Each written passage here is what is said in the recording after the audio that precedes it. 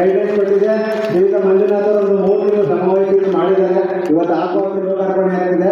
ಅದಕ್ಕೆ ಎಲ್ಲ ಶ್ರೀ ಗಣ್ಯರು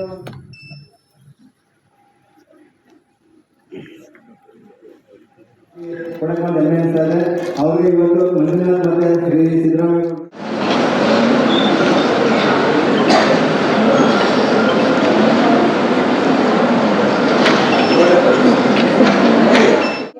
2008ರಿಂದ ನಡೆಸ್ಕೊಂಡು ಬರ್ತಾ ಇದ್ದಾರೆ.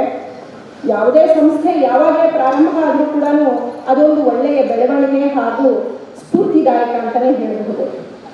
ಒಂದು ಸಂಸ್ಥೆಯನ್ನು ನಡೆಸಬೇಕಾದ್ರೆ ಎಷ್ಟು ಕಷ್ಟ ಅಂತ ಹೇಳಿ ಇವಾಗ ಕೆಲವರೆಲ್ಲ ಮಾತಾಡ್ತಾ ಇದ್ರು. ಇಂಥ ಸಂದರ್ಭದಲ್ಲಿ ಇಷ್ಟು ವರ್ಷಗಳಿಂದ ಬಹಳ ಸೊಗಸಾಗಿ ಅದನ್ನು ಮುನ್ನಡೆಸ್ಕೊಂಡು ಬರ್ತಿರುವಂತಹ ಎಲ್ಲ ಆಡಳಿತ ಮಂಡಳಿಯವರಿಗೆ ನನ್ನ ಹೃತ್ಪೂರ್ವಕವಾದಂತಹ ವಂದನೆಗಳು, ಅಭಿವಂದನೆಗಳು. ಶಿವಪ್ರಸಾದ್ ಅಂತ ವಿಶ್ವೇಶ್ವರಯ್ಯ ಡೆವಲಪ್ಮೆಂಟ್ ಆರ್ಗನೈಸೇಷನ್ ಸಂಸ್ಥೆಯ ಅಧ್ಯಕ್ಷರು. ನಾವು ಈ ಸಂಸ್ಥೆಯನ್ನು 2008ರಲ್ಲಿ ಪ್ರಾರಂಭಿಸಿ 18 ವರ್ಷದಿಂದ ಹಲವಾರು ಸಾಮಾಜಿಕ ಕಾರ್ಯಕ್ರಮಗಳನ್ನು ಪ್ರತಿ ವರ್ಷ ನಡೆಸ್ಕೊಂಡು ಬರ್ತಾ ಇದ್ವಿ. ಈ ದಿನ ನಾವು ಸಾಧಕರ ಸಂಭ್ರಮ ಅಂತ ಕಾರ್ಯಕ್ರಮ ನಡೆಸ್ತಿದ್ವಿ. ಇದರಲ್ಲಿ ಏನಂತಂದರೆ ಸಾಧಕರು ತಮ್ಮ ಸಾಧನೆಯ ಪಯಣದ ವಿವರಗಳನ್ನು ತಿಳಿಸುವುದರ ಮುಖಾಂತರ ನಮ್ಮ ದೇಶದ ಬೆನ್ನೆಲುಬು ಹಾಗೂ ಭವಿಷ್ಯವಾಗಿರುವಂತಹ ವಿದ್ಯಾರ್ಥಿಗಳು ಹಾಗೂ ಯುವ ಜನತೆಗಳನ್ನು ಪ್ರೇರೇಪಿಸುವುದಕ್ಕೆ ಈ ಕಾರ್ಯಕ್ರಮವನ್ನು ಆಯೋಜಿಸಿದ್ವಿ. ಇದರಲ್ಲಿ ನಾವು ಹಲವಾರು ಕ್ಷೇತ್ರಗಳು, ನಮ್ಮ ಭಾರತೀಯ ಸೇನೆ, ಕೃಷಿ ಕ್ಷೇತ್ರ, ಶಿಕ್ಷಣ ಕ್ಷೇತ್ರ ಹಾಗೂ ಇಂಜಿನಿಯರಿಂಗ್ ಕ್ಷೇತ್ರ ಹಾಗೂ ಸಮಾಜ ಸೇವೆ ಕ್ಷೇತ್ರಗಳಲ್ಲಿ ಉನ್ನತ ಕೆಲಸಗಳನ್ನು ನಿರ್ವಹಿಸಿರುವಂಥವ್ರನ್ನ ಗುರುತಿಸಿ ಅವ್ರಿಗೆ ಸನ್ಮಾನ ಮಾಡೋದ್ರ ಮುಖಾಂತರ ಹಾಗೂ ಅವರು ತಮ್ಮ ಪಯಣದ ವಿವರಗಳನ್ನು ತಿಳಿಸುವುದರಿಂದ ಯುವ ಜನತೆಗೆ ಪ್ರೇರಣೆ ನೀಡುವುದರ ಮುಖಾಂತರ ಈ ಕಾರ್ಯಕ್ರಮವನ್ನು ಆಯೋಜಿಸಿ ಇವತ್ತು ಸಾಧಕರ ಸಂಭ್ರಮ ಅಂತ ಕಾರ್ಯಕ್ರಮ ಮಾಡ್ತಾ ಇದ್ದೀವಿ. ನಮ್ಮ ವಿಶ್ವೇಶ್ವರಯ್ಯ ಡೆವಲಪ್ಮೆಂಟ್ ಆರ್ಗನೈಸೇಷನಿಂದ 18 ವರ್ಷದಿಂದ ಒಂದು 150-160 ಕಾರ್ಯಕ್ರಮ ಮೈಸೂರು ಆಕಾಶವಾಣಿ ಜೊತೆ ಸೇರಿ ನಾವು ಮಾಡ್ಕೊಂಡು ಬಂದಿದ್ದೀವಿ.